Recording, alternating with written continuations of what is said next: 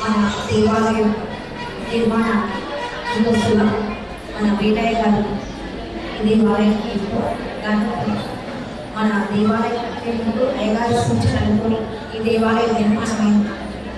అలాగే ఈ 108 శ్రీచక్ర సహిత లలితామాత దేవాలయం ఈ తెలంగాణ ప్రాంతంలో ఎక్కడ లేదు, మన దేవాలయం మాత్రమే ఉంది. అలాగే హోమ కార్యక్రమాలు కానీ ఇక్కడ పూజా కార్యక్రమాలు కానీ విషయ గారి ఆధ్వర్యంలో జరిగినాయి. ఈ 2 కళ్ళతో మనం ఎంతో అద్భుతంగా ఈ దేవాలయం తీర్చిదిద్దుతున్నాము. అలాగే 108 ట్రస్టీలు ఉన్నారు ఈ దేవాలయానికి. ఎంతో మంది భక్తులు సహాయ సహకారాలు ఈ దేవాలయానికి అందించారు.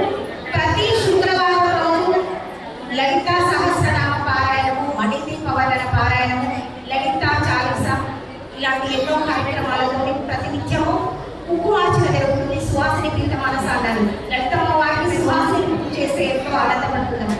అలాంటిది అమ్మవారిగా భావన చేసి ప్రతి ఒక్కరూ ఈ దేవాలయం ఇచ్చేసి అమ్మవారి కుంకుమార్చనలో పాల్గొని అమ్మవారి ఆశీస్సులు పొందుతారని కోరుకోవడం. అలాగే ప్రతి పౌర్ణమి రోజు కూడా విశిష్టమైన పూజ హోమ కార్యక్రమాలు కూడా ఉంటాయి. అందరికీ ఇదే ఆహ్వానంగా భావిస్తున్నాం.